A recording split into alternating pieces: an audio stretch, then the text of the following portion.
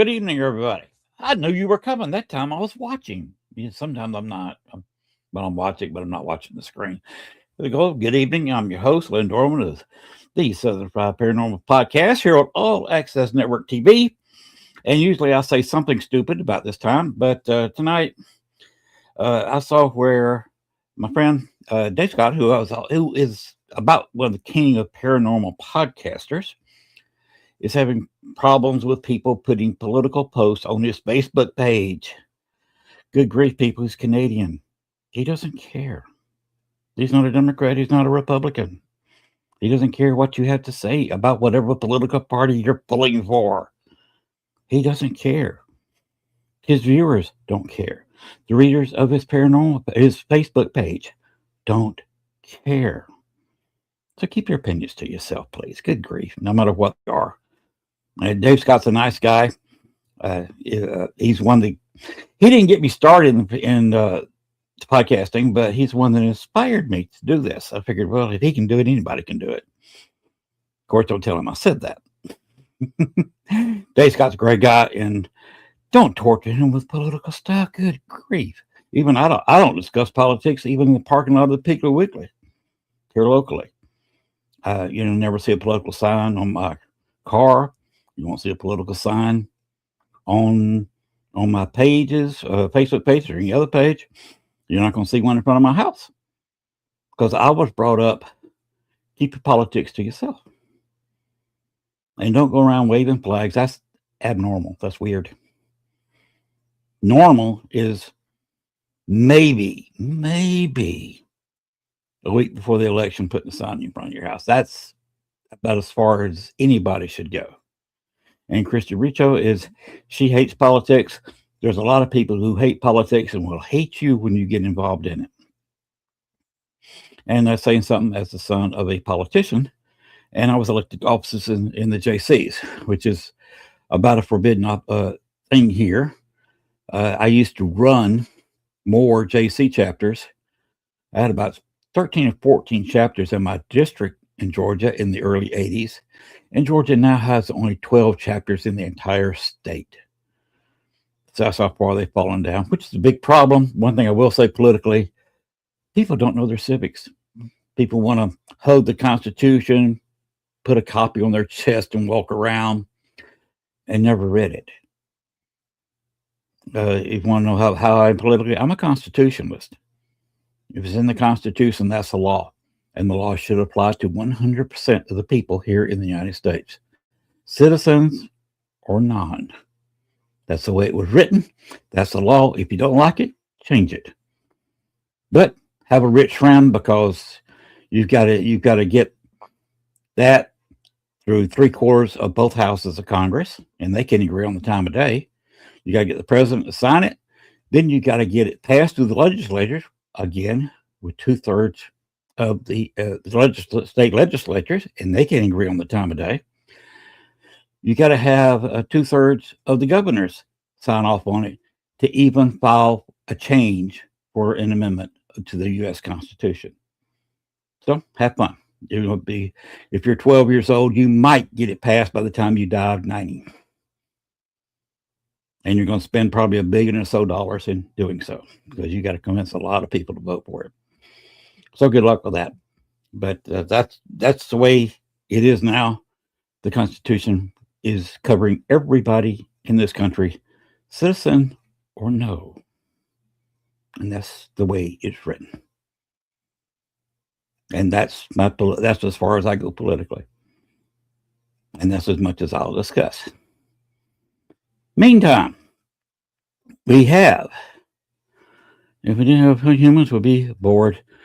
Thrive on, if we couldn't talk bad about somebody, we wouldn't have any reason to exist, because God gave us 2 ears and a mouth, and we don't use the 2 ears very often, but we use that mouth constantly. Anyway, we're going to get on started with the show. First, I would like to mention, since I am being held that it's my fault, about the New Orleans Paranormal Society. I'm going to throw up the first picture with the lady. There we have it. Voices from Beyond. That's their, I believe that's has to do with their philosophy and their own podcast.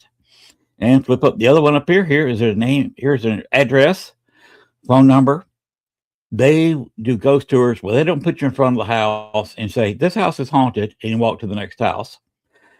They don't walk you through it and let you look in the window or maybe take you into one room and say, this is haunted. Do you feel anything? Okay, next house. No, they put you in there for a couple of hours and let you investigate. Bring your own stuff or use a piece of their equipment. They will put you in a verified haunted location and will let you ghost hunt in that location. And they will let you stay there a while, sometimes until you're tired of being there. But that's how they run. That's how they roll. And that's why they're doing the New Orleans Paracon, because the same people who own New Orleans Paranormal Society, Chris and Jen, are also doing the New Orleans Paracon. Let's roll the ads since I'm the one that everybody's.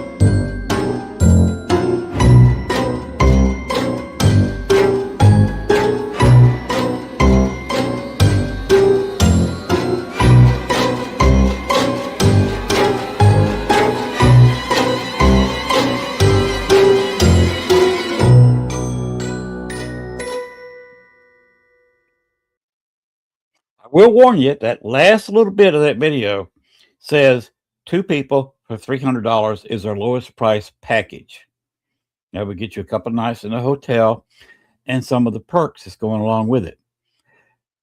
But there is a but, capital B-U-T, with the U-N-T capitalized also, because it is now the 19th.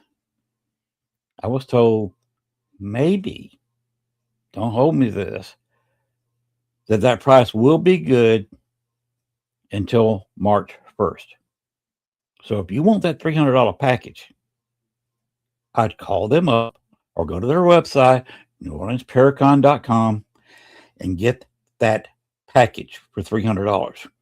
Because in about 2.5 weeks, you may very well not be able to get that package. So get it while it's available, because it's a guaranteed good time in NOLA. It's going to be, they're going to put people on tours. For example, at Andrew Jackson Hotel, they'll put you in there and you will do some ghost hunting in what they call the haunted closet, which is actually a storage area below the most haunted room in the Andrew Jackson Hotel, one of the most haunted hotels in New Orleans, or one of the most haunted cities in the U.S. So you're in one of the hottest paranormal spots in the country. They will sit you down by yourself and let you communicate. with spirits that are willing to talk to you. They're Southerners. They're willing to talk. And you will have a near guaranteed paranormal experience. So that's just one of the places they're going to go. Our own Latriana, who's in the chat room, I see, she will be leading a tour. And tell me if I'm wrong about this, Lee. You will be leading a tour to the Voodoo House. I have been there 4 times. I'm not quite the expert Chris is, because he's there 4 or 5 times a week. But I have been there myself 4 times. That puts me in the often visited category to that location. The spirits there are relatively nice. You don't taunt them, but they will communicate with you. They enjoy a little played music, and they enjoy some good conversation. So you can ask them some serious questions, and they will give you answers.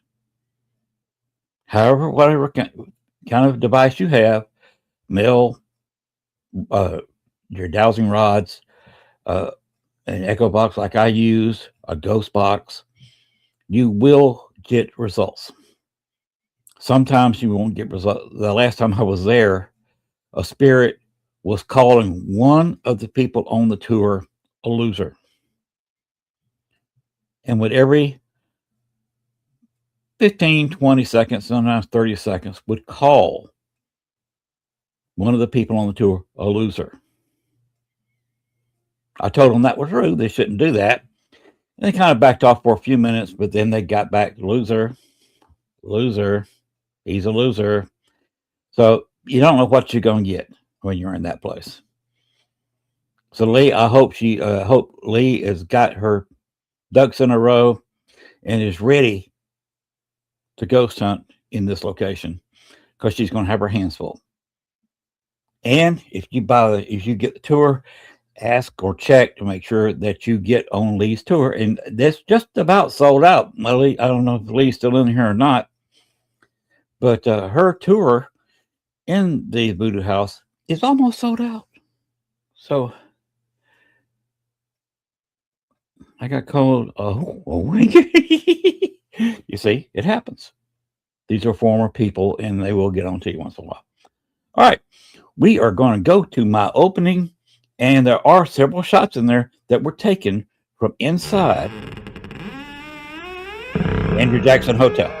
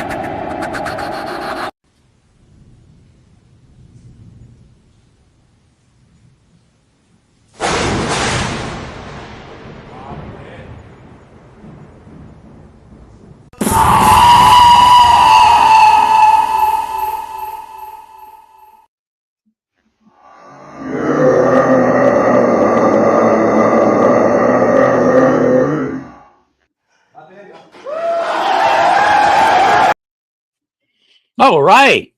Oh, yeah, everybody can sit down. They can stop the applause. They can just sit down. Good grief, I'm not that popular. Okay, Chris, you reach over that. I like the creaky door too, and of course the closing video is also a creaky door at the end of my closing video, made on Canva. So if I can make a video on Canva, anybody can make a video on Canva. In fact, I think an average 5-year-old could probably make a decent video on Canva. So if you want to learn how to make videos, there are several programs out there you can go to. Canva is one of the easier ones. So you can go there and for free practice making videos, and if you want to get some more nicer graphics, you can go ahead and give them a yearly fee. I think it's $125 for a whole year of using their site, and you can get the better graphics. The graphic for tonight's show was actually made using Canva. The advertisement for the New Orleans Paracon, that video, the entire video was made, including sound, and the ghost pictures was made on Canva using some of their stuff. So yes, the Murder Castle, H.H. Holmes and I have a past that wasn't that nice. Somebody told me I may have changed his ways, but he come at me wanting to do bad things, and I had to reprimand him, to say. Anyway, we're going to get on with the show. And yes, Nancy, Noonan, Kelly, you said bad enough to be called a loser, but by someone has passed, yes. There is a woman there and Lee's going to have to deal with this if she shows up, that sometimes comes in there and does taunt some of the people on tour there. So that may be something Lee has to deal with, and Lee can handle that. But we're going to bring our guest out, tell you a little thing about her. She's a creator and host of Paraplex's Into the Obscure social media and engagement lead with Tribe 3's Cryptid Convergence. Also a History Alive cast member. This lady gets around. She is very busy. Kara Phillip. Hello. Hi. How are you? I'm good. I am very busy. Yeah, you look fabulous tonight. Thank you. Hey, you and I don't know each other very well, even though we've both been in the paranormal for quite a while. Yeah. We've never really talked. So if we go back and forth a little bit, everybody was sorry. We don't. Kara and I really don't know each other. No. You saw a little bit what I've been into with the intro. I've been busy in the past. Now I'm enjoying my retirement down in Arkansas. I told you earlier I moved from Chicago, got out of the big city, and moved down here to just outside of a town, 2,200 people. Oh my goodness. I am retired and enjoying it. The wife's retired. We live in our retirement cabin in the woods. Sounds beautiful. I don't know, and maybe one day, but I like all my peopling, so I don't know. And Gwen's always telling me the wife is going to end up killing me one night, but we've been married 25 years almost, and she was born and raised on the south side of Chicago. Oh, so south suburbs. So for people that actually live here, I'm not claiming Chicago, but for anybody a little far away, then I do. But south suburbs my whole life. I lived in Michigan for a little while, and then I came back here. Oh, so you're in the south suburbs of Chicago. Mm-hmm. Which you don't want to tell us what town? I spent a lot of time in Joliet, so I'm pretty far out by now. So once upon a time, it was not even a suburb. Like now it is, right? Like eventually everything becomes a suburb. So you're not that one whole city. You're not that terribly far from Baxter's Grove, then. No, I was much closer growing up. I grew up in Oak Lawn, and I went to Mother Macaulay, like if that gives people some geography. And that was a lot more, it was a pretty common high school, late night visit. I think the first time I went during the day was, after a few years had already passed. That was really unusual then. I think it's a lot harder to go at night now, that's now that there's a lot more, cameras and eyes all over the place. But in high school, we weren't always there, but you would go at night. So that was one of my, one of the fun things to do. Now, you weren't one of the ones kicking the headstones over and painting them, were you? No. That happened a lot. They were down. It's so funny. I don't know how recently you've been or pictures you've seen. It's, I say so funny, but it's not. It's actually just wonderful. People have definitely cleaned it up. It gets maintained. I'm going to say back in the day, it was a whole vibe because it wasn't maintained. It wasn't nice. No. So that was kind of, a little extra spooky. It's funny now when you walk in, especially I just go during the day. Like I have no desire to, sneak in the cover of nights and, do any of that. I couldn't even imagine if I had to call somebody because I just got arrested for going to Bachelor's Grove at night. Like, no, thank you. So, I think in high school, I don't know that I even thought about that question, but but in high school we would do it. But now just during the day, you walk in and you go, oh, just what a nice place. It's like, the lawn is cut, the grass is cut. It's really Mhm. nice. It's just so different now. You still feel a lot of the same feelings and everything, but I will say there's nothing like back in high school going in at night when, when it was just far more wild and far more interesting. Yes. So that It was, I will say, like that was a whole thing before cell phones, before, any of that. So it was just a totally different experience, than now. But yeah. Back when the it's, weeds were 6 feet tall. yeah. So it's funny because, so back before everybody was talking, I think internet was pretty rudimentary, it was definitely dial up, and we weren't talking about Bachelor's Grove, as far as I know, like in an AOL chat room. But, you just had like a regular camera that you went to get developed. Maybe we had pagers, I think we had pagers. So nothing, we weren't talking to anybody. We weren't filming anything, we weren't that fancy. And I think we were just bringing like, maybe somebody had an actual camera, but it was a lot of like disposable cameras. It was during that era that all the disposable cameras. And so it was just a completely different, just that very different, effect of it. Right. So I always say I think they're like floating around somewhere over here, all in my school stuff. But we refound the actual pictures years later. And what I remembered as being just these incredible pictures. I'm like, oh, well, that was probably just some lens flare. Like we, you just thought it was like really impressive. Then, I was like, oh, I probably wouldn't be excited about that. That would just be one of a million pictures. I just don't care because it isn't anything, or just the way you remember the things. I'm like, oh, I don't know if those pictures were as astounding as I thought they were back in the day. That's okay. Now I look at it and go, oh, we're so young. Look how cute. Like that's all I see when I look at the pictures now, but they're still wonderful to have. But yeah, it's a totally different. I mean, who amongst us has not, if you went in at night, like as a teenager, had to like lay down in those 6-foot weeds because the cops were walking around, like it was a whole thing, a whole vibe. And then you leave through the forest, they don't follow you. So it's very different now going during the day. Yes, it is. Legally. Legally. Well, technically, and if I'd gotten caught, I would have faced this in court. Because I hadn't been there in 11 years, almost 11 years. Because I moved down here this fall will be 11 years. So I've been down here about 10 and a half years. Yeah. So it's been about that long since I've been there. But with the Forest Preserve, they're the police that usually come in there and try to catch you because you can't be in the Forest Preserve. But the cemetery, I don't know which police it was that long ago. Forest Preserve. Yeah. The cemetery is not part of the Forest Preserve. It's owned by Cook County, but it's a different department. Mm-hmm. And is a abandoned cemetery, unused cemetery, still under the you can't be there after dusk and before dawn rule. If it's not used and it's not an active cemetery and been closed for a couple of decades, does it fall under a cemetery rule?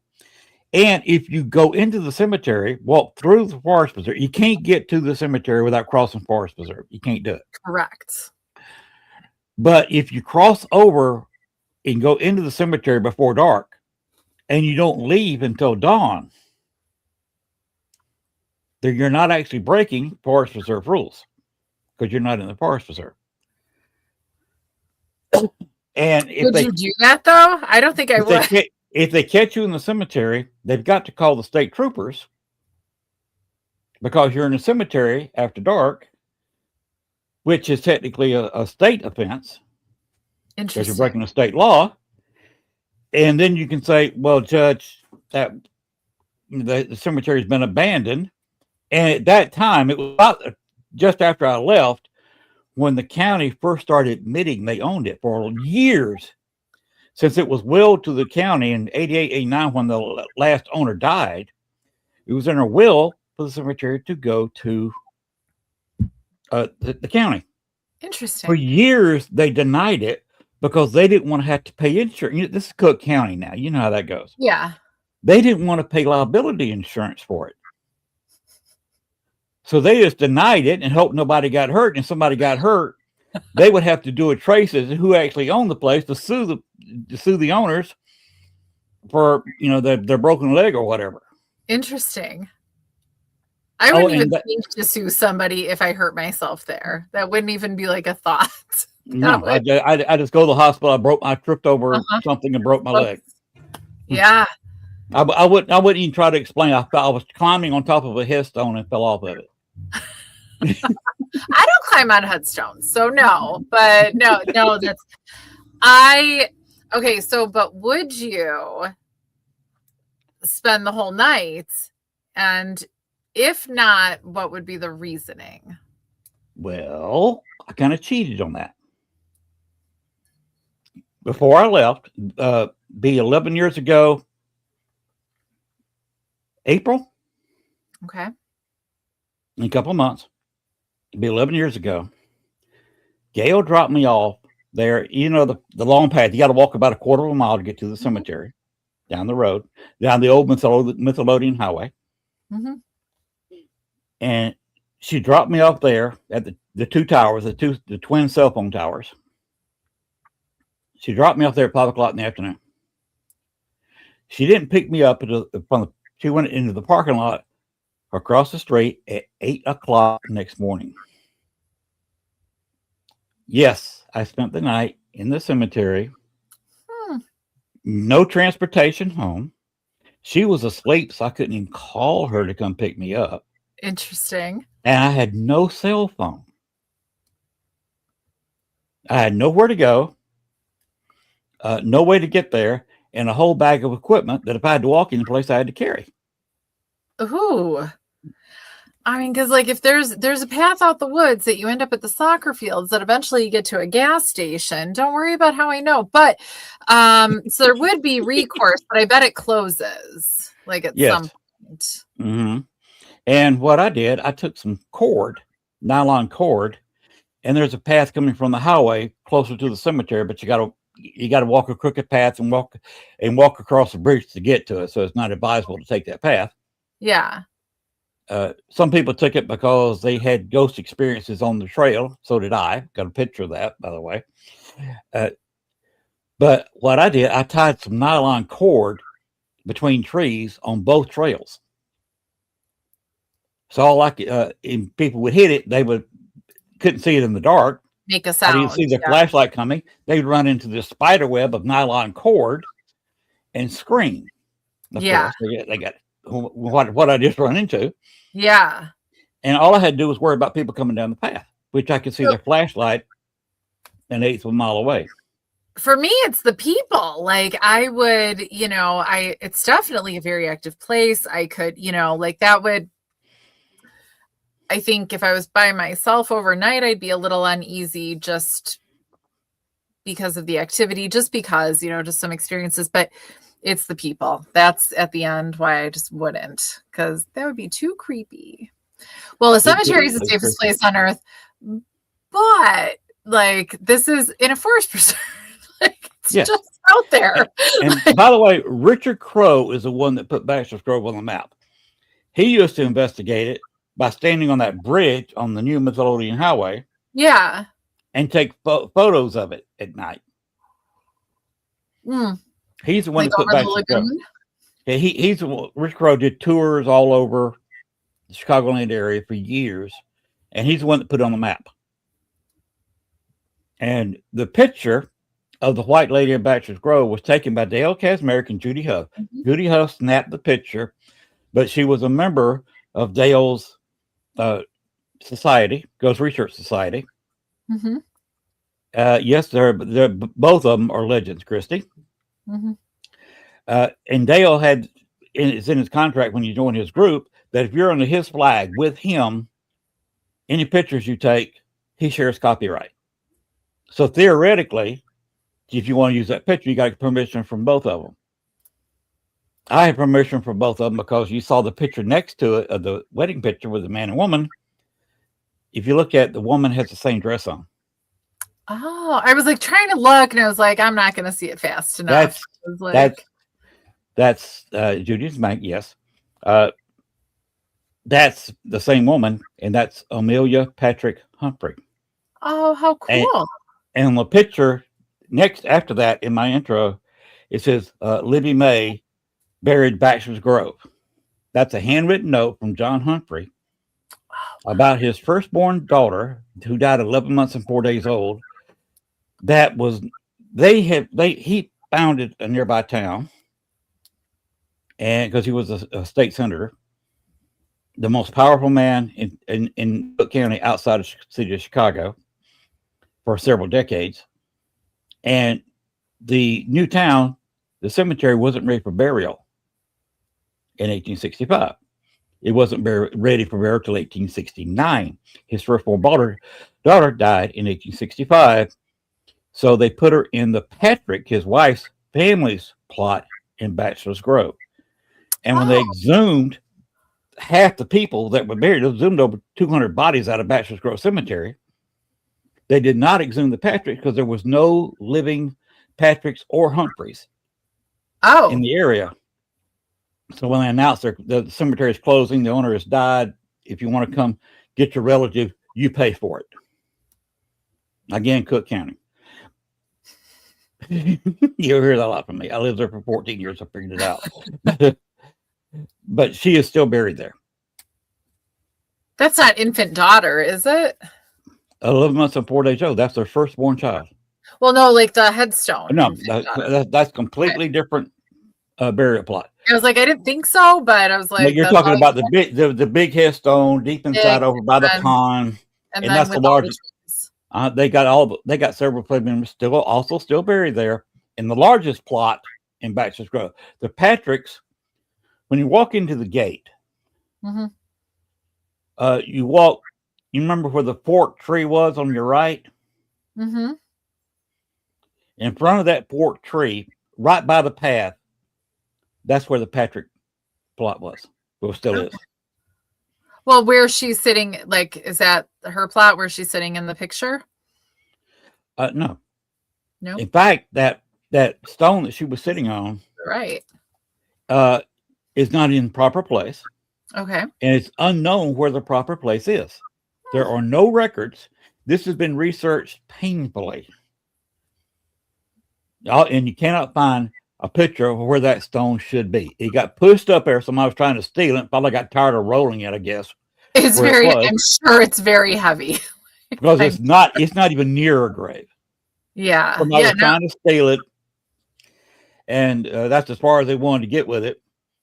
And we don't know. Nobody knows where it goes. It could have been gone with somebody who's got exhumed and not really go anywhere unless just another piece of empty ground. But it's unknown where that goes, so they just leave it where it is. Interesting. I mean, yeah, there's no better place to move it. That would be interesting. And by the way, that picture was taken in 1992 by very fast, high speed, infrared film, 35 millimeter camera. And that's what Judy Huck was using when she took that picture. Yeah, no, it's amazing. It is legendary around here because we all. Yeah, y'all. Very much, all of us. I mean, just even in the Chicago area, like we definitely are very familiar with it. Yes, I used to hang with the legends. I went to one of Richard Crowe's last events, his last John Dillinger event. In fact, I'll tell you where it was, and his last one, that's in July, of course, the shooting of John Dillinger. He died in June. So he was preparing to do his usual annual July event at the alleyway. But he didn't live long enough. He was in the hospital for a while and died. He had a urinary tract infection. And while they were checking out what was wrong with him and his urinary tract, they found cancer, a highly Oh. active cancer that ended up killing him. We were in the Civil War Roundtable together. We were in a Westerners group together, and I got to know him sitting at a bar across the street from the theater. And I got 2.5 hours with a legend by Oh. myself. It was fabulous. Uh, Dillinger was a con man. He was also a killer and a crook. So he was a lot of things. Mm-hmm. Even the mob didn't like him because he brought too much attention to criminality. He did bring The mob makes most of their money on the hush hush. Yeah. They don't like to talk about it. They didn't like Capone because he was too popular and too out there. Yeah. And they after Capone, they were trying to put everything hush hush. Let's keep this quiet and not talk about it. And Dillinger brought heat down on them. Mm-hmm. And part of him, Pretty Boy Floyd and Dillinger and Bonnie and Clyde are why the FBI exists. Mm-hmm. They were created to stop these interstate crimes because they couldn't. If they were chasing, say, Bonnie and Clyde in Arkansas, they crossed down to Louisiana. The Arkansas people couldn't chase them in Louisiana. And when no radios in the cars, they couldn't go radio ahead and call Louisiana and say, Bonnie and Clyde's crossing the border at so-and-so city. So it was a whole different time back in the 20s. It was. It's so crazy to think, that they just, Bonnie and Clyde is a good example. They just drove around. People knew who they were. This wasn't, they were, just celebrities, like criminal celebrities. Not that we don't, make serial killer celebrities nowadays or whatever. There's actually like less of them now that are, getting that notoriety. But because we just didn't have everything we have now, or the cameras, or the FBI, all of that. Yes. They just got to kind of do whatever for a while. And that's a wild time. Like, that's so interesting. Because that just isn't what it is now. It's totally fascinating. That's why Richard and I sat there for 2.5 hours talking about stuff. Mm-hmm. He was enjoying it because, being a native Georgian, I was discussing the Civil War from a Southerner's point of view. Interesting. And I was used to doing that because in college, we were doing, in a speech class, we were doing speeches on various things. And the person in front of me did a speech on how Sherman shortened the Civil War by doing total war and terrorizing civilians in his march to Georgia. Because he wasn't so much fighting an army and trying to destroy a Confederate army. He was going through there because Georgia fed the Confederacy. You take Georgia out of the war, and Sherman did, the army's not going to get fed. Lee's army started going hungry from that point on till they surrendered. And in fact, it was one of the major reasons they surrendered, because their food was gone. Interesting. Because Sherman burned it. And she was talking about all the good things Sherman did. And at first thing I said, look, as a native Georgian, this is not what I was taught in school about Sherman. He didn't do all this stuff. He sat there and he burned crops, he burned buildings, he terrorized civilians, he stampeded women and raped cattle. And the whole class lost it. I thought we were going to have to get the teacher off the floor because I said that backwards. Stampeded women and raped cattle. Like, yeah, I was going to be like, that seems like. And actually, that's a joke from Blazing Saddles. He was doing some work. Like, I was a little confused. I was like, he was really doing something there. But sure, I mean, cow abuser. Who am I to say what he did or didn't do? I don't know. I wasn't there. Yeah, I studied the Civil War. Christy, it brings up she says she feels for Bonnie and Clyde. People who've written books on Bonnie and Clyde will tell you real quick, they were a product of their times. They were both brought up in abject poverty. Yep. Their families were the old Southern expression, didn't have a pot to piss in or a window to throw it out of. Mm-hmm. Literally. Yeah, that was a little sick on my part, but it was it was funny in class. Anyway, they went into crime and started penny ante robbing places. Her first husband, that she never got divorced from, by the way, little trivia on Bonnie. She when she was shot, she had a wedding ring on. It was her first husband's, and she never divorced him. Of course, that was a product of the time. She never really had the money to divorce him. And back then, women did not divorce the men. And Well, he was and in they're prison. He was in oh, prison, so he couldn't even talk to a lawyer. interesting. No, and she crossed a point in her life that she couldn't just say like, "Hey, let me go to the courthouse and divorce." Like Right. You there couldn't came walk a into the point courthouse because where you'd be she was arrested on the you wouldn't get out of the courthouse. You'd be arrested, yeah, put in the jailhouse down in the basement, and that's all they'd have heard of you. yeah. So Ugh, that was a little trivia on interesting. them. By the way, I went to the Ambush Museum, and the museum, the very first part of the museum is a cafe where Clyde went in while Bonnie sat in the car. She was injured, by the way, battery acid, had burned her leg. He Yeah. went in there and got some sandwiches and something to drink, and took it back out to the car, and then hit a road, made a right hand turn, made a left hand turn a few miles, and about 8 miles going that way from the museum is the spot where they got shot. Oh, wow. I've actually been there and sat the stool Clyde sat on when he made the order is still sitting there, and I sat on that stool for about 15 minutes Oh, how interesting. just to get the feel. And went to the spot and got both of them to say something. Bonnie did not want me there. All I got from her was go away, go away. Clyde said, Hmm. I did it because I did not want to go back to prison. I mean, there's a point that you just full send, like you're committed and you're on your Mm-hmm. path.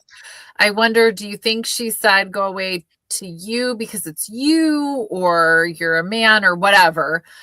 Or is that just for everybody? Like, don't be, Well, go. she was nervous because Clyde was a little bit hot tempered and didn't like men talking to her at all. Okay. So that So reasonable. it could be you have a very legitimate point that I can't even begin to debate because Yeah. it's very very possible that was the reason. Or she might not like me, or she might not like anybody there. She might not Well, like that's, yeah, being I just disturbed. wonder if it's like everybody, she's like, no, that's where this happened. No, go away. Or if Mm-hmm. it's just, hey, don't talk to me. He's not going to like it. Like maybe where, and who knows, I can't speak to this. Like, where's her head now? Like, how aware, how self-aware, and I certainly don't know the answer to that for her. But she's also not happy because she always wanted to be buried next to Clyde. And her mother said, no, I feel like you are after all not. that, you just kind of have to like honor. The public would like that. And the public liked it back then when they were shot. Just bury Yeah. them together. But Yeah. her mother said, no, big no, capital N, capital O, about Okay. 10 or 15 explanation points. No, final answer. And they're buried several miles apart in different cemeteries. There Interesting. is still talk, and some of her descendants are in court fighting with the other family members about disinterring her from where she is and burying her next to Clyde. So that's Interesting. still a court case to this day. I like that. No, I think that's really interesting. Like, because how Christy long brings was up a that? Like good the point. There's depression? that possibility too. Uh, that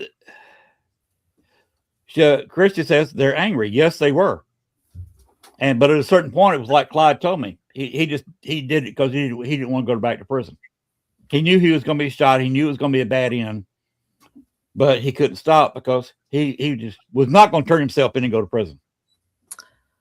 Where is she buried in relation to her husband? Like, I'll say legal husband. I am not sure where her legal husband's buried because he was in jail all this time. Interesting. He was still in jail when she died. Because he got arrested just a few months after their marriage. Interesting. Yeah, I would just wonder. I mean, I don't see her mother being like, "Yeah, you two should be together." Like, I'm not necessarily saying she would do that either. But that's just the guy was in jail. She didn't want him with him either. Yeah. Oh, poor mama. Like, when you start studying all this stuff, it's a lot of fun. And you've done your own study. You got some interesting story about some cases you've been on, don't you? Now my brain is like, I'm like, no, there's fun stories you're telling. I don't know. I wasn't ready with stories. I will start with Christy's got an interesting comment right here. Okay. And look, they don't like the story because we weren't there. That's what they told me, their words. Interesting. They feel misunderstood, maybe, like. The last wish was never granted, so that's why they're upset. Fair. They're angry people. And Angie and Shane, but go ahead. What you're doing? No, so I was gonna say, what's my a story I can think of? So speaking of History Alive, and I like to go backwards in time. What do I most remember? Like a recent story, and people communicating. So we were last summer, we were in Kentucky at a rest home. And, I'm going to say a little bit from my perspective, I'm going to call it I'm kind of like, well, middle of nowhere, but I mean, there were literally people living on the street. Like there were humans around living there, but there weren't food businesses, whatever, weren't close by. So, we kind of all initially, when we talked about going down there, talked about, and we could just stay there at this rest home. There's rooms, there's space, whatever. So I really went all in. I said, I'm going to get a cot and I'm going to sleep there. Turned out it was also super duper hot weekend everywhere, So now it was bad in Chicago. So by the time we drive pretty far south, for a while into Kentucky, it was real hot. Everybody but two of us ended up just going to hotels. But they were so far away and they weren't even nice. They're like, no, they're really gross. I'm like, see, you should have just stayed at the rest home with us. So two of us stayed. It was just real sweaty. And I loved every second just being so immersed. I was like, that's what I would rather do. So it's not, that's why I say when I ask about Bachelor's Grove, it's not that there's spirits there, I don't want to spend the night. It's just literally the humans, right? I can't control for humans in a forest preserve. So, but in this rest home, I probably couldn't control for humans either, but it seemed like it. Thank you. So we're at this rest home. And I've never, so speaking of equipment with an Ovilus, I don't want to say I've never had, good activity, but this is probably the best experience we've had with it. And we've had other stories there, but this is, I think, the coolest story of somebody just wanting to share their story. And speaking of where people are buried. So the Ovilus started saying things, kind of just pointing us in a direction. And it would, even basic stuff, because it's just words. It would be leaves or, different things. And, eventually we kind of would follow and it would answer really intelligently, just kind of back and forth. And we ended up kind of following instructions from the Ovilus and, some other clues. And we ended up in the yard and there were two people buried. Full headstones. It was a little tiny 2-person cemetery. And it was a couple. She actually had worked at this rest home. And the neighbor came from across the street. So he saw us in this baby cemetery, these two people. And it wasn't that long ago. It was, within the last 20, 30 years that they were buried there. And told us the story of them. There was actually until he died first. So it was probably about 30 years ago or so. The cemetery that everybody got buried at, you could not bury anybody that wasn't white. That was still the rule in the cemetery. That was just, and this couple was black. And this guy across the street, this neighbor across the street was actually part of the cemetery board. And everybody loved this woman. Everybody loved this couple. They were a part of the community. And he actually like pioneered getting the rules changed, but it wasn't in time. So he was buried like on this property right there by the rest home because that was the right thing to do then. They couldn't do anything else. And so she ended up getting buried there instead of moving him later. But the obelisk, and just in our investigation, this was even during the daytime because we were there the whole weekend, really walked us through this whole process to get us out there. And then we realized, like as it said, leaves. That's the one thing I can think of right now. The leaves on his headstone. And then there was like some other stuff that were on hers, and, just really all tied it together and, to really get us to hear their story and be able to share their story.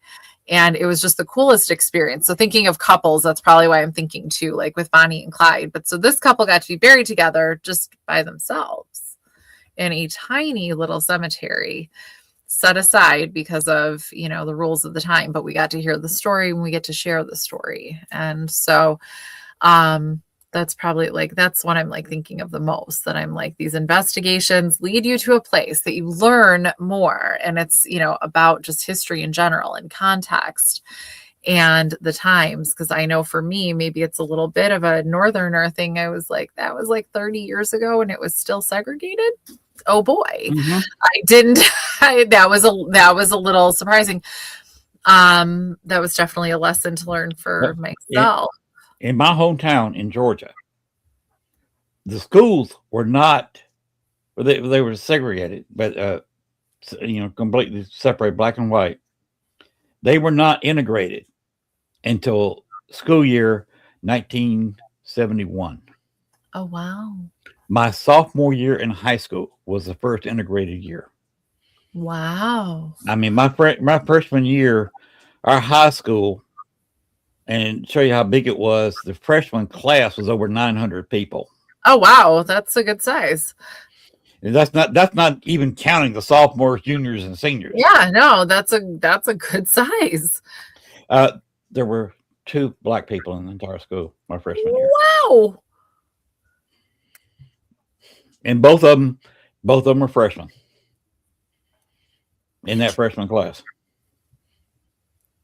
And of course, the sophomore year was everything starting over because it got changed. It got changed to who's closest to what school, but you got to maintain a 70-30 relationship. That was the percentage of black white in the town. So that's what they went for in the school, 70-30. So they had to set up, okay, we got too many white people in this school, ship them over here.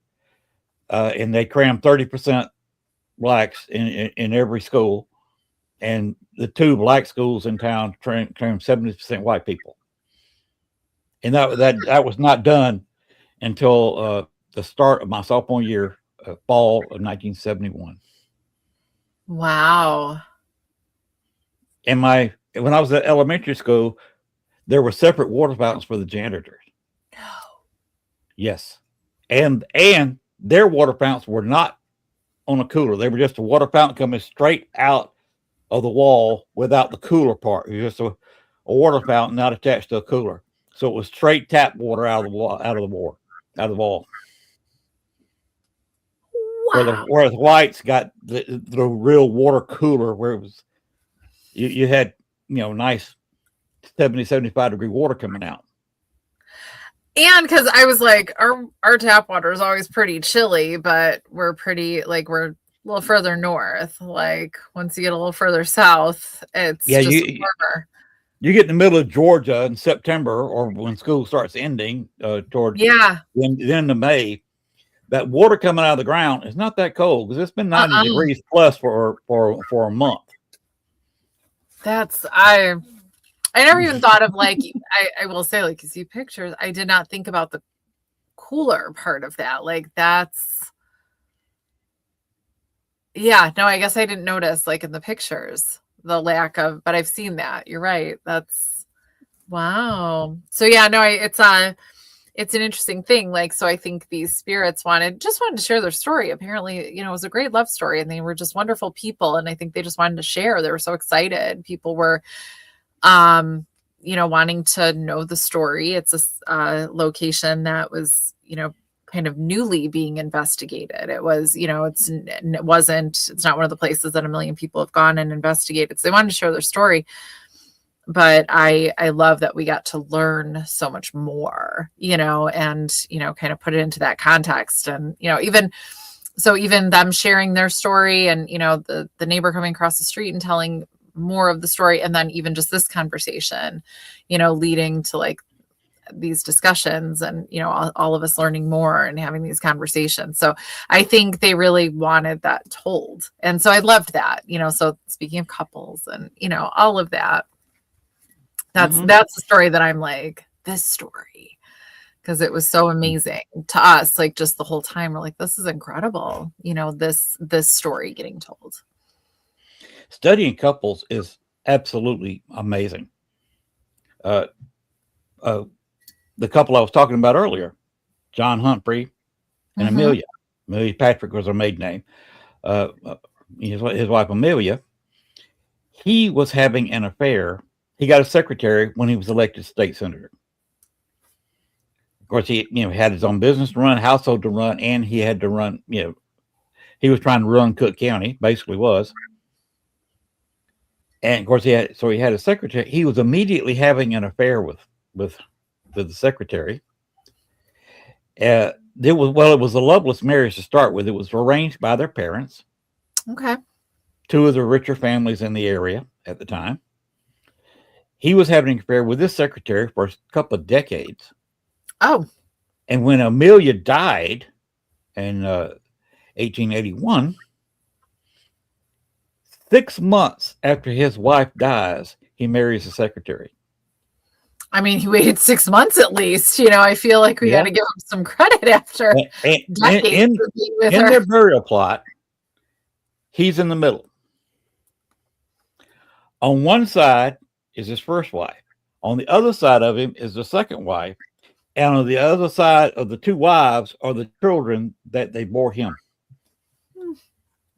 I mean, they spent their lives sharing him, right? So might as well do that now. That whole thing is not happy. John hates my guts because I got his wife talking. She thinks it's hilarious because I aggravated him. Well, I'm one of the very few investigators who actually got to the Humphrey house, their home that John built. And several of the relics from the family are there. Oh. I went into his bedroom, and you've done this. You know what I'm talking about. A trigger object. Yeah. Trigger objects, for everybody who doesn't know what that is something related to the person you want to trigger, whether it's a gun you want to talk about. Some people walk into a prison with a cigarette and use that as a trigger object. I was in his house, in his bedroom, and his hat, John was only about 5'4", 5'5", vertically challenged.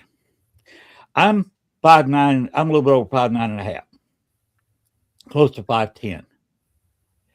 And I go into his room.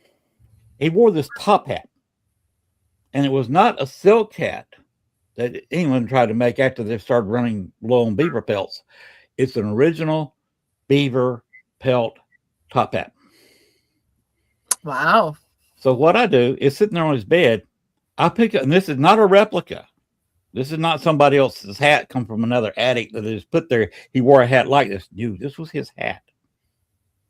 I put it on my head and wore it for about an hour and a half, 2 hours during the investigation. Oh, wow. Oh, what he was way mad. He appeared partially in front of me, tried to intimidate me, kept walking towards me and backing off. And finally he just walked past me and just and faded away. Oh, guess what shirt my wife is wearing? She just got out of the shower. She put on her Bonnie and Clyde Ambush Museum shirt. What if you're going to dance in front of me? Take the shirt off. She just gave me an ugly look. But she, without really hearing our conversation, she went and got the souvenir Bonnie and Clyde T-shirt. How she got a triple X. So she wears it as a just a house shirt. Aw, Well, love we've been married 25 years, so we go back and forth. it. But I don't even remember what we were talking about. Oh, the hat. She These got mad they about had it was that. like couples, but yeah, the hat. Amelia just thought it was hilarious, and that's when she first started talking to me, and that's where Libby May started play. I had a special K2 meter with a temperature probe on top of it, and Libby May got to where she'd play with it and try Ooh. to play a tune on that thing. And I talked to one of the creator of it, and I stuck it in the refrigerator and pulled it out, and I got a tone, but it was high pitched and not very loud. The only way you can make it really sound up loud is to put your fingers on the probe and hold it with your fingertips. And that's what she was doing. She was raising and lowering the temperature of the probe Oh, and playing a tune. I love that. And that's how I got Libby May talking to me. And yes, a 11-month, 40-year-old child that died could, after 100 years, learn how to talk. About 150 years, actually. She died in 1865. Hmm. Yes, and she finally managed to actually move. She followed me home once and figured out how she could actually move out of the grave because her mother showed up every night right at dusk to come pick her up and take her out, so she wouldn't be subjected to what you're talking about at night there. Oh, that's really cute. Yeah, she would actually open a portal from where she was, the other cemetery, about 2.5, 3 miles away, and Oh, a portal away to that cemetery, pick up her child and fade away. oh, that's adorable. That's why Ghost Adventures didn't want to use that story. They investigated the place. They were given my phone number, said he's got the latest information. He's done some incredible stuff here. You might want to hear his story. But they got a little bit of the storyline that it was, in fact, not horrible. It was not demonic. It was simply a love of a mother for her firstborn child. That's all it was. Yeah, And Ghost Adventure said, no, we're not going to use that. it's not on brand. It's not quite. It's not their brand. Yeah, it just isn't. That's yeah. I wouldn't expect them to use that. And that's what that is.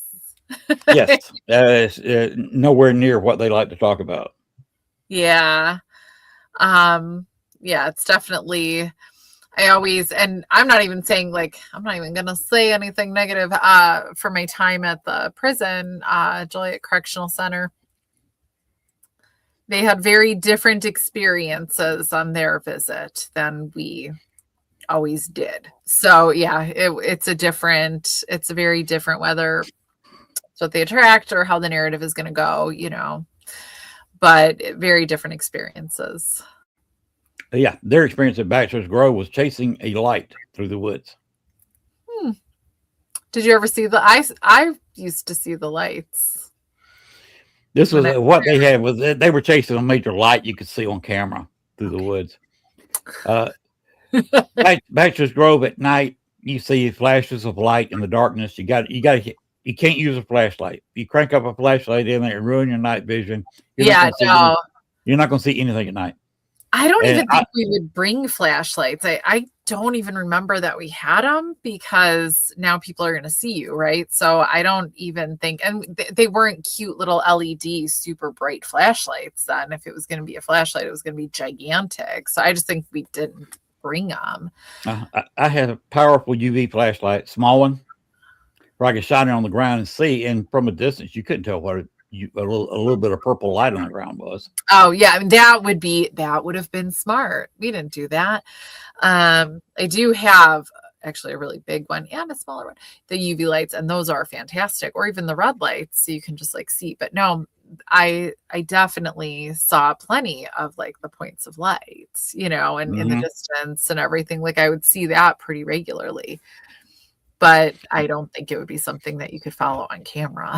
No, It's like, it's hard to make UV unless you have a very bright light. It's hard to see UV on camera, yeah, especially with the night vision where it's all green anyway. The purple does nothing with in the green night vision.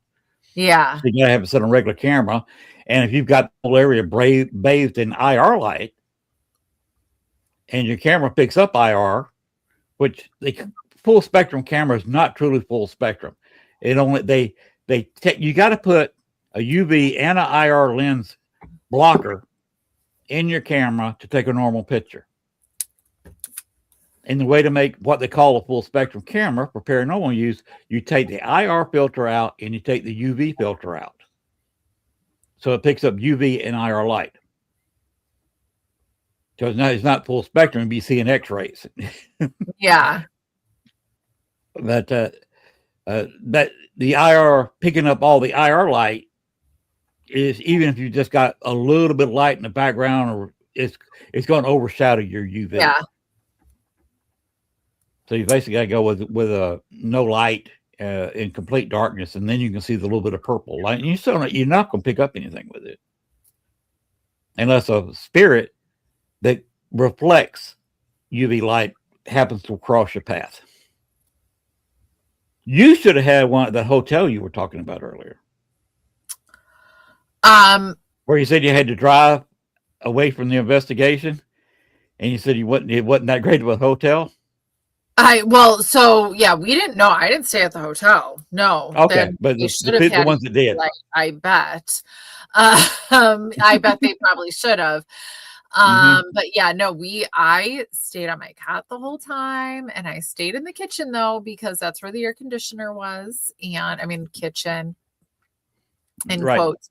And there was a room air conditioner, and it was like just in the window. I mean, it was hotter than hot there. Like it was, but no, I stayed the whole time, a little buggy, but no, I did not go to the hotel. It was like, there is no incentive for me to like go to a gross hotel over this place, and it was just so cool to stay there. And I got to like be there in the morning, and even in the morning when everybody was meant to go, kind of clean up, take showers, I was like, no, I'll just keep being gross here. It's fine. And just like being alone in the space, that was really, it was a fantastic experience. I was like, that's the rule from now on. I just stay immersed and I don't leave. Like, that's all I want to do. So that was a cool experience for me, because it wasn't, because, like if you go, even say you're at a place for a weekend, you have a place for a weekend. If you leave and go to a hotel every night and you come back, and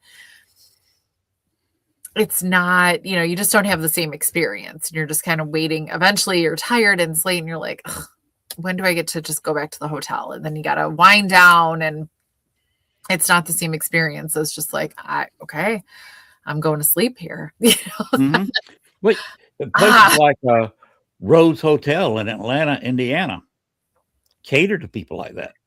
Yeah, so that's like, a friend of mine and I, Amelia Cotter, we keep saying one of these nights we just have to go stay at the Congress Hotel, just for a night. But time, like, we're both very busy and time really flies. So as much as we have these like great plans, like, yep, in the winter we're going to do that. That's so easy to say in the summer. Like, yep, we're going to do that. The winter's almost over. It's already 60 degrees, this week. It'll get cold again. The winter's done, and we don't have a spare second, for the rest of winter. So one of these days, like, we're actually going to like do that really immersing and really, we have so many cool places here. Or even we say we're going to stay on Navy Pier at the hotel, because people say there's mermaids at Navy Pier. So, and you could hear them, and we're like, okay, let's go. I never heard those, and I was there. Never heard that several times. Never heard those. So did you hear of those, or just, okay. I was like, hold it.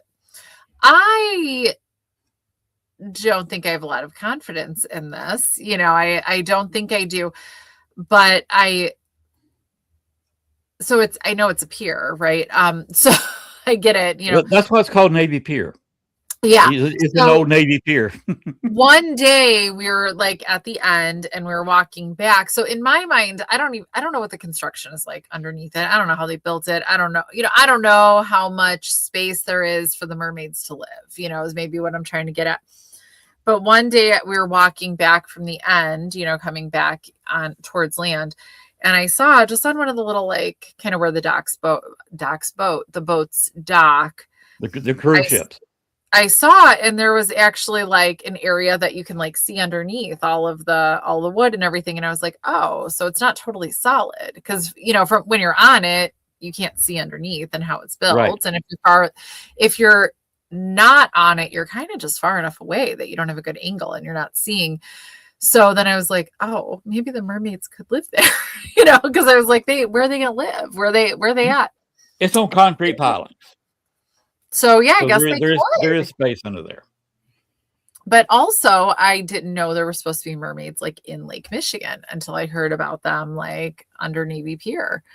So I'm very intrigued by this mermaid thing for Navy Pier because I think that's so not what I ever would have expected. And, like I'm like, no, they live in the ocean, not in the lake. And so, but now, we can hear them too. So one day we'll actually just stay on Navy Pier and run around and see if we could hear them.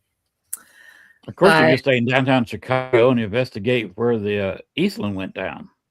So there's always that. Like, so there's so many. Yeah, there's so many places. There's so many. And we just keep saying, like, we'll sit there hanging out for the summer just in the city for the morning, like for a brunch or whatever. And we're like, let's do all these things. And life is life. And then you just don't do all the things. There's always all these other things to do. Yes. So yeah, no, I mean, there is so many cool things. I've heard screams at the location. And then at the 100th anniversary, I was still in Chicago at the time. We went to where they've got the majority of the victims buried, including several crew members and a lot of most of the prominent people who were killed there. And they were kind of talkative. Interesting. We actually asked them several current questions that they would have to have that happened after they died and got correct answers. Interesting. So it was somebody, it was a spirit that was intelligent that was answering us. We did, I use Echo Box a lot, and we had about 2 hours, maybe not quite, maybe an hour 45 Echo Box session. Because they have a memorial in that cemetery, and we were sitting on the memorial talking to spirits that died on the Eastland.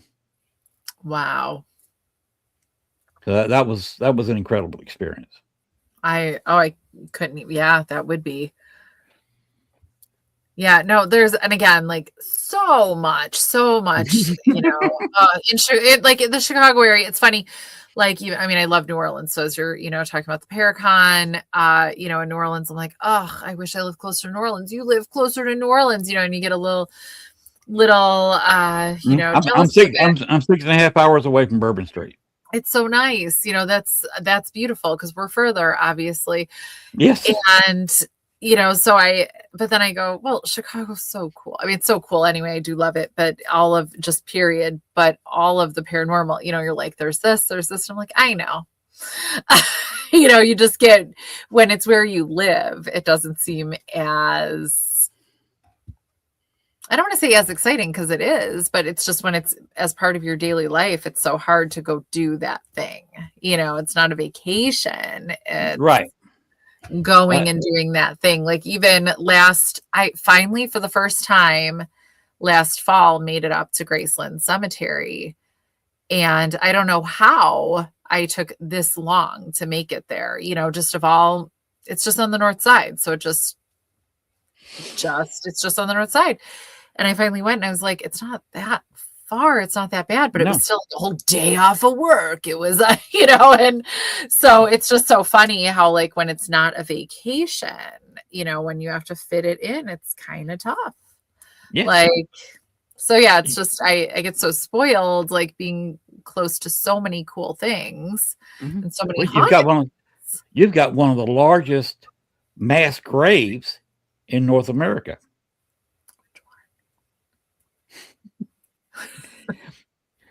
Oakwood Cemetery, Oh, in South Side Chicago.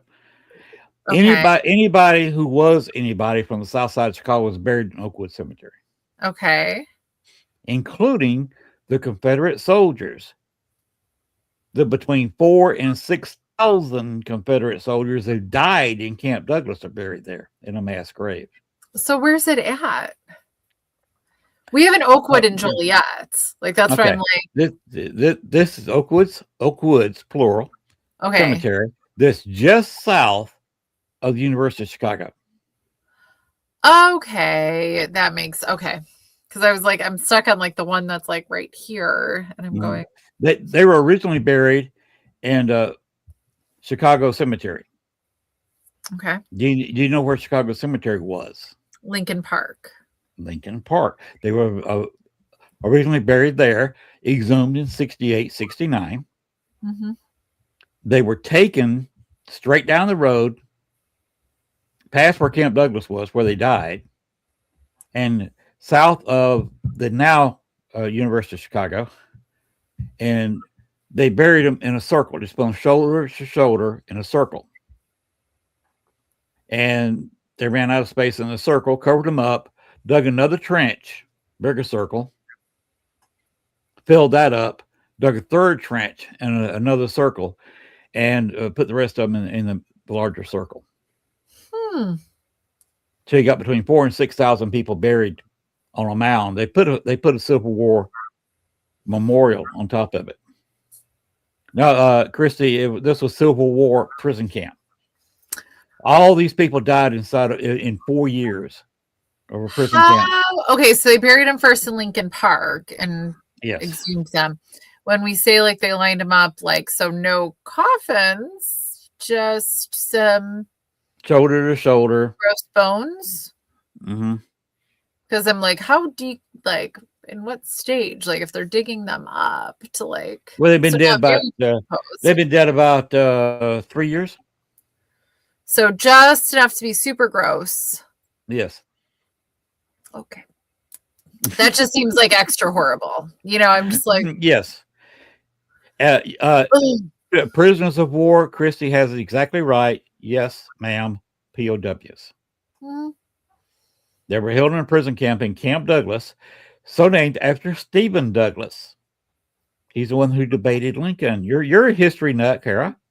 Yeah, no, I mean, that's... You remember the Lincoln Douglas debates. Yeah. When they were both running for president. Stephen Douglas, of course, from Chicago. His mansion was there.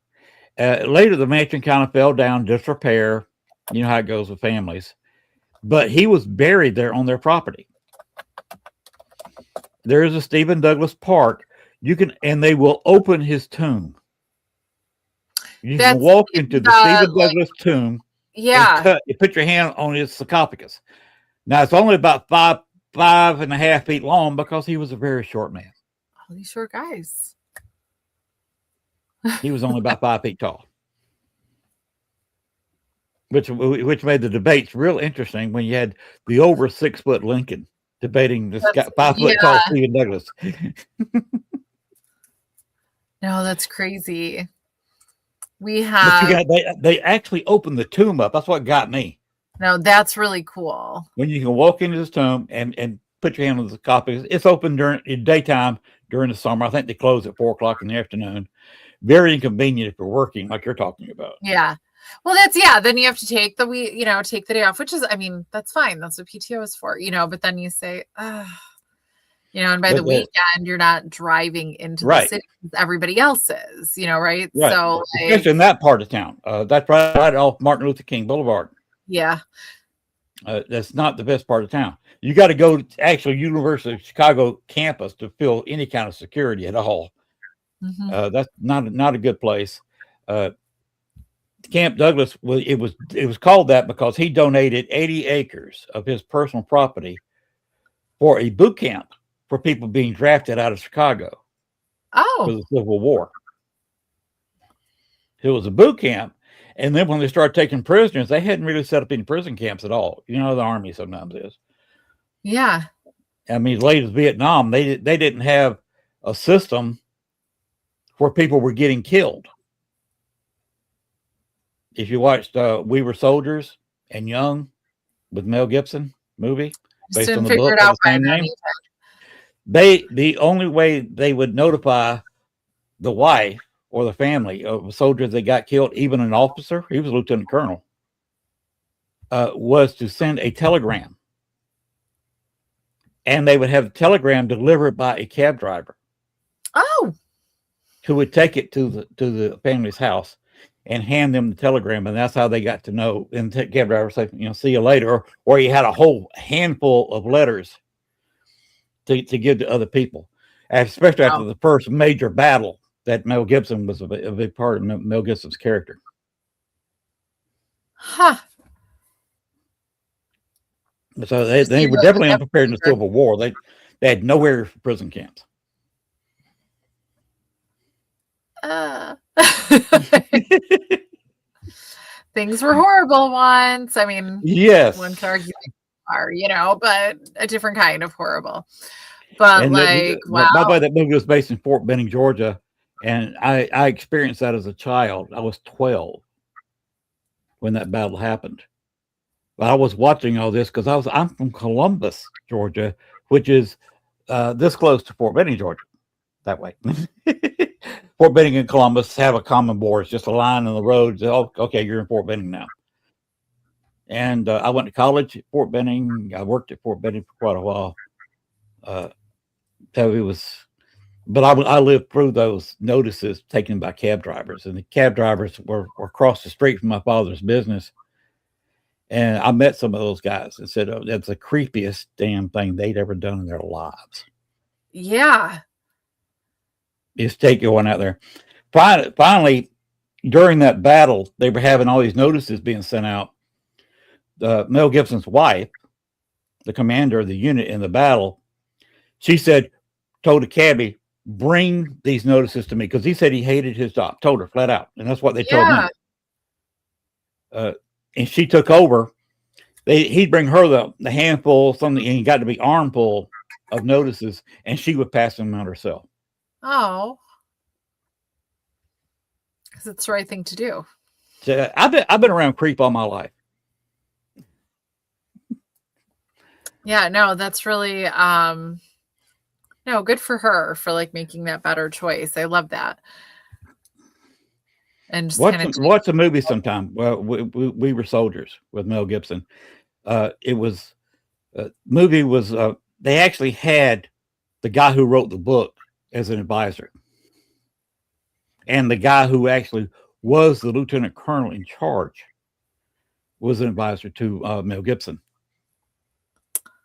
So say what you want about Mel Gibson, he's a good actor, and he had the guy who was actually there telling him what. Yeah, no, that's so important. I love that.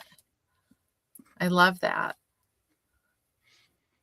And I think you looked at Anna Rex. I guess she's talking about Mel Gibson for that movie. He lost weight for that movie because when you have a lieutenant colonel during a war, and this is the Vietnam War, the shooting war, you had him out there running on a daily basis with his men, training them, and going through the physical training himself, because he always said he was the first off the helicopter onto the field and will be the last to step off the field.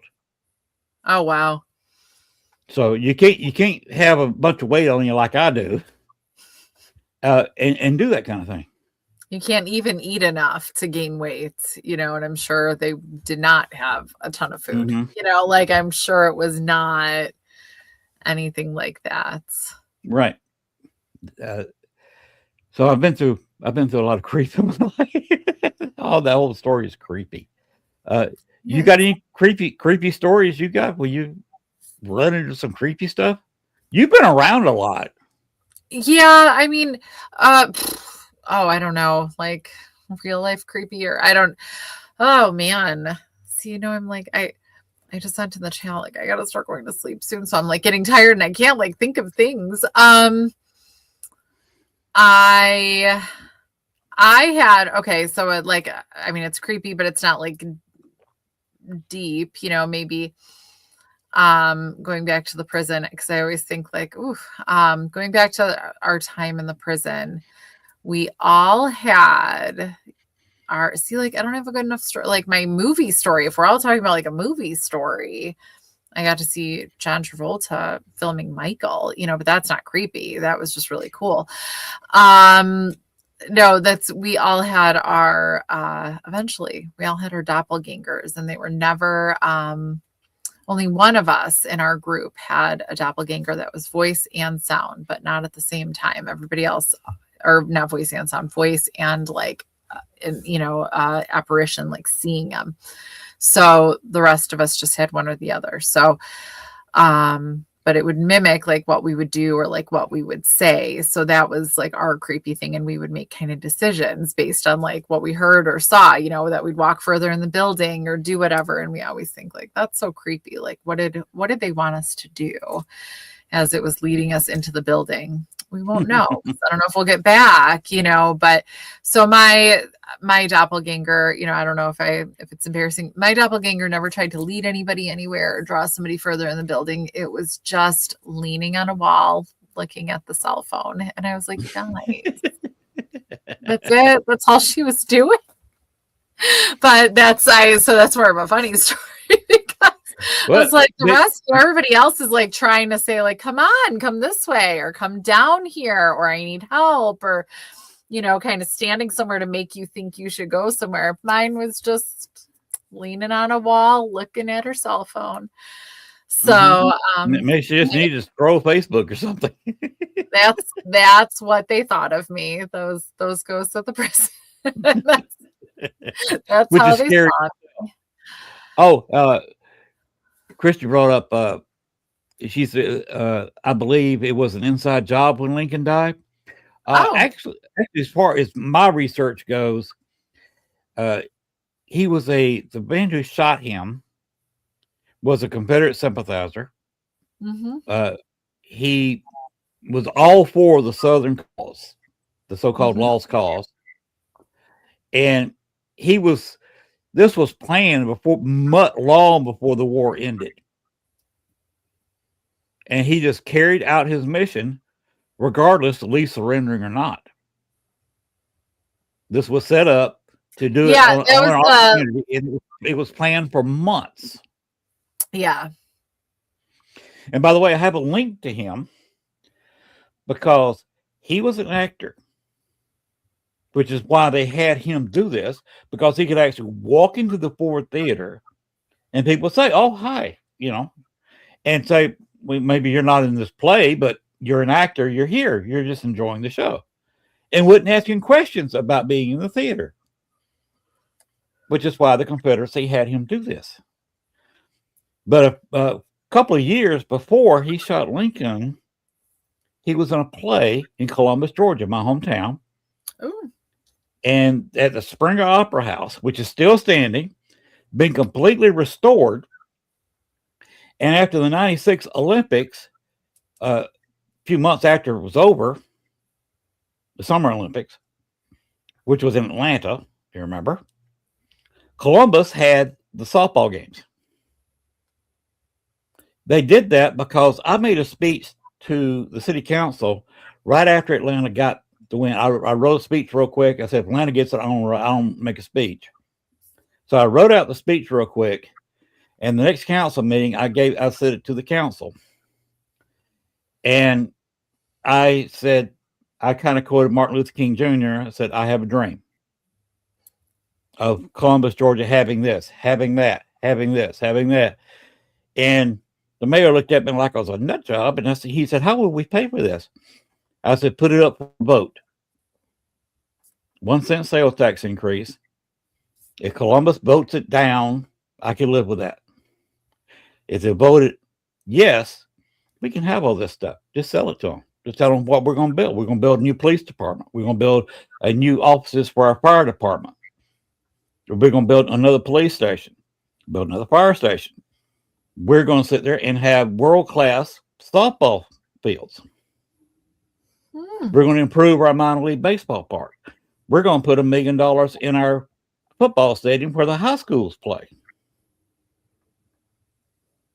So we're going to make this in that improvement and move the city-owned golf course, which is where they put the softball fields. And I told them to put it there. It's 9-hole city-owned golf course. I told them where to put it, which was out by where I lived, which was a landfill. And you don't want to build two things on a landfill: a golf course and a city park. That's all you can build in Georgia. It's all you can legally put there. So they moved the city-owned golf course on top of that landfill, brought the river walk. We were able to finish the river walk and brought it out. And the guy wrote a play based on my speech. Oh, wow. And called me the dreamer. So the whole play was based on the speech and the things I'd said and how I said, let's do this, let's do that. Told him how to do it and how to pay for it and where to put everything. So he did a one-man play based on that. So they had a play based on my few months of life during that period at the Springer, where the man who killed Lincoln acted about 2.5 years before he shot Lincoln. Wow. Gives me a link to Lincoln. That's so really Gwyneth cool. said we've been 90 minutes talking. Yeah, I was gonna say, like, I'm very tired. You know what my secret is? Hmm. I sleep till lunchtime, then I take an energy drink. I wake up at 4:45 every morning and then go to work. I went to bed this morning at 4:00. Yeah, no, I wake up very soon from now. What do you do? I am a nurse, but I went administration. So okay. Which hospital? Not a hospital. Oh. I left hospitals altogether. It's a jail. Oh. Yeah. Okay. It's a fun time. I enjoy it. Mm-hmm. Yeah, you go through a few locked doors every morning, don't you? Not too many to get to where I have to get, but yeah, if I start going further in, yes, that's, then we go through the airlocks. I mean, airlocks, literal airlock, but yeah, that's definitely. You don't carry a gun or a knife to work. What was that? I said, you don't carry a gun or a knife to work. No, I cannot. No, the COs don't have them either on the other side. Gwen's trying to get us out of here. Where can people find you? People can find me just at, I want to say just at Facebook, so that's not the only place, but Facebook is Kara Phillip, Instagram and TikTok, Kara Phillip Official. And sooner rather than later, we will be at Days of the Dead in Chicago. So at the Marriott, O'Hare Marriott. So follow Days of the Dead. Days of the Dead Chicago this March is the 6th, 7th, and 8th. So coming up really soon for Cryptid Convergence. So follow us at Cryptid Convergence. And I'll be sharing posts from Cryptid Convergence also. So you can find it there. And we're there every March and November. So I'm excited for us to be there in March. So we get to kind of, be there with everybody else. It's we're used to Paracons that have a lot of people that we know all the time. But in this case, we are kind of the group of the paranormal. So that makes it really interesting. There's kind of a core group of us, sometimes new guests and everything, but we get to be bringing the paranormal to a bigger audience. So that's really interesting because when you go to a regular Paracon, everybody knows who everybody is and what you're going to expect, but it's different, at these. So these are, one of my favorite events of the year, going to the Days of the Dead Cryptid Convergence events. Well, if you run into Nick Millay, tell him I said hello. Okay. You know him? Will I be running into him? Do you even know him? Nick Millay he's a ghost hunter based out of Chicago. Oh, Mulae? Yes. Oh yeah, he'll be there probably. Yeah, no, I do know Yes, who he is because I was like, yes. do I pronounce it that way? I don't know how he pronounces it, so I don't know. Millay, Nick Millay. Yeah, His I dad's never. Paul. Yeah, Paul's his father, an attorney, actually retired now in Chicago. But yeah, no, he's wonderful. Yeah, I see him yes, at most yes. of the events that we're all at. And if you see Amelia Cotter, tell her I said hello. I mean, that's the Amelia I'm talking about. Yeah, that we. Mm-hmm. I will see Amelia. Yeah. She's a sweetheart, and at one point I was her favorite photographer. All right. So I hung around for several years with When I text her in Amelia. the morning, no, we call it our podcast. We leave each other like long messages because we have different, actually not that different schedules. We both wake up early. We both go to, like it's very similar, like awake and sleeping times, but our commutes are different. Everything is different. And so we just leave each other voice messages back and forth. My husband will be like, why don't you talk on the phone? I'm like, because that's hard. Our schedules are so different. So like when, and sometimes we're really busy, and sometimes, like, so we could just kind of like leave our thoughts and our, everything. And sometimes they're really long. Like we leave whole podcasts like for each other. Then we just get to listen to each other talk. So yeah, Yes. this is normal stuff we do. You can do that with Amelia. Yeah. She is one of my and Gail's favorite people in the world. Oh yeah, I mean she's definitely one of my favorite people in the world for sure. We the two of us both love Amelia. I love being at events with her, like seeing how many people love her, and I just warms my heart, and I love it so much. I did a nighttime investigation with her. I was down there with Amelia, Dale Kazmarek, and Greg Koss. Oh wow. That's an all-star group. You get me teamed up with Amelia, Dale, and Greg. That's a TV show waiting to happen, but we're all getting a little old for it, except Amelia. That's Amelia's ageless. She looks like she still did 20 years ago. I think she's a vampire. Yeah. And so she's on History Alive with me too. So speaking of shows, so yeah, you could follow us at History Alive too and see what we're up to. So yeah, that's Amelia did not stay at the rest home. Amelia did go back to the hotel. She's the one that needed the UV light. You need to check out those sheets on the bed before you lay down on them with the UV light. She did. Yeah, but she went back to the hotel, but there was more air conditioning, showers, there were great things there too. So, we both had our benefits and drawbacks. So usually we don't necessarily part for the evenings, because we're the girls in the group. So we'll stay together. But in this case, each one on our own way. Are you going to be on TV anytime soon? So yeah, our show History Alive is going to be on Paraflix coming up February 26th. It gets released. That is really quick, 26th. Well, it's very soon, in a week. Yeah, like I guess it's in a week. In a week. So time flies. I remember when I first heard February 26th, I was like, okay. But yeah, no, that is. But here it is. Week it comes out. Yeah. And that's on Paraflex, and people can watch it there. They can watch it there. Yeah. Is that going to be a weekly show for a while or doing a season? No, so for now it'll be the pilot. I'm excited to see how it all got kind of put together because we went to a couple different locations. So I don't know how much is in this episode, I must admit, and how much is going to be in more.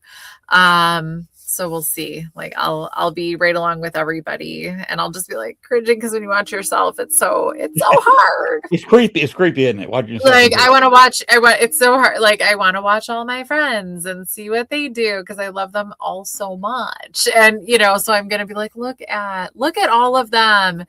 But then I'll say something or move my body, and I'll be like, who is that? Oh, So yes. I don't know. I don't know if I could watch it. I like for real because it's a whole thing.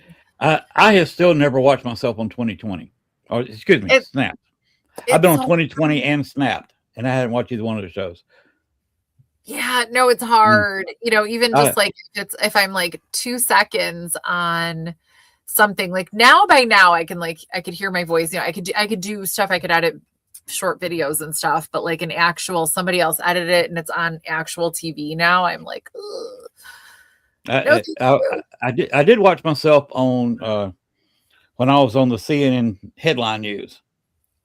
Vengeance. I did watch that one, and I was on True Crime. I watched that one. Okay. But 2020 and Snapped, I did not watch that. It's too hard. Yeah, Very you ever hard. look up Marnie Yang sometime? Give you a homework assignment. Okay. I was the photographer who took a video and did a photo shoot with Marnie Yang about 6 months before she did the murder. Oh. Yes. All right, I will have to research. So they put me on to talk about it because we were in a real estate group together. Interesting. Talk about Creep City. How interesting. And my brother-in-law panicked. We had, because she came to the house to do the photo shoot. We had a murderer in the house. I said, yeah, we did. That's kind of cool. I mean, what are you gonna do? Like, that's kind of cool. Mm-hmm. We had a murderer in this house. Didn't make the TV, but a guy came up here to work on some plumbing for me, put it back together correctly. Nice guy. But his girlfriend came in and sat down in my chair in the living room because I didn't want to sit out front of the car for 2 or 3 hours. Brought her dog in, sat and watched TV while I was outside talking with the guy doing the plumbing. Okay. A couple of years after that, she stabbed the guy to death in somebody else's home. That's here local. Well, what did he do? I mean, like, she was just trying to watch some TV, probably. Well, she was a meth head. Okay. Well, so they were living in his employer's house, and they got in an argument. She stabbed him he wasn't right there in doing the kitchen. He wasn't. So we've had a murderer in this house. Well, that's pretty exciting. I wish you luck with your show next week. What time is it going to be on Parapolice? You know the time? I bet by 8:00 it's going to be on, because then it'll be streaming after that. So I think it's 8:00 it gets released on the 26th. Everybody check your schedules on Paraplex and check her out, Kara Phillip. Thank you. On TV week. Yeah, it'll be fun. Paraplex County TV. That's a TV channel, basically. Yeah, you can, anywhere that you can stream everything else, you can get Paraplex. And appreciate you being on the show. We'll have to get you on the show again sometime. Absolutely. And we can talk about how well the show went. Yeah. And hopefully it'll work out until a semi full-time gig for you. And I get to keep playing with my friends and, doing cool things and investigations together. That's what I hope, because we all just adore each other. So I hope we do get to do more. Well, if you're in the same place with Amelia Cotter at the time, boy, that is too much beauty in one room. Well, thank you. Yeah, no, we love spending time together. It's our favorite. Truly. Wow. You're both fantastic people. You're both sweethearts. It's both been fine talking to you. We'll do it again. She's been on the show a couple of times, by the way. Yeah, yes. She's just the best. And yeah. Yes, she is. A funny story about her when we did the Lincoln Park. She showed up late for the investigation. We'd already done the pre thing where we're setting everything up. We were just about to leave to go look at the couch tomb. You know where that is? Yeah. And she comes running up. Want to get on the tour? We had the author who just wrote a book about the couch tomb doing that tour, and brought him in for the whole tour thing. And she said, "But who put the outhouse down here, the porta potty?" I said, "I paid for that." She said, "Can I use?" I said, "Of course you can use." So the first thing she says to me in investigation, "I got to pee." I mean, because she had to get all the way there. I mean, that was completely appropriate and important. Yes. and she had to do it before she walked all the way to the couch too. Yeah. I mean, what we were at the clubhouse, that building kind of in the center of the park. That's where we set base camp at. Right there at the softball fields. Yeah, no, so thank God there was a porta potty there. Yes. And she had to walk all the way to the couch too. Yeah. But yeah, that's a little funny story with Amelia. She's fun to be around. I love her. She is. I do. I truly, yes. Like she is one of my favorite people, and we're so excited to see each other in a few weeks. Well, I got to have you back on the show again. You got some interesting stories. Thank you. We've both been to common places in the Chicago area. It's fun covering all that with you. Thank you for appearing. Thank you. Thank you for having me. Have a wonderful night. Fabulous. You're a fabulous person. You were advertised to me as a fabulous person, and you were true to form during the show. So thank you. Thank you. We will again. You will be invited. Open invitation. Have a wonderful night. Thank you. I appreciate it. If you got something you want to hawk, a new show coming out, a book you want to write, whatever, give me. I leave the writing to Amelia. I do not like that's. I say, ugh. I am not an author. But I'll talk all day long. I can't force myself to sit down and concentrate that long. No, I just don't. That's what school is for. I'm always in school. So yeah, and all those term papers you got to write kind of broke me out of sitting there at the computer doing research and typing. Yeah, I just do it for school. Yeah. Have a wonderful one. Thank you so much. We'll see you next time, and you take care. Thank you. Bye-bye. Sleep well. Now, we'll be chatting if you want to hang around. Gwen and I'll be talking a little bit, but you need to go to bed anyway, so I'd say just go straight to bed. Bye. Thank you. Tell your husband I say good night. I will. So, good night for you. Goodbye. All right. We are going to sit there and play my closing, please, Gwen.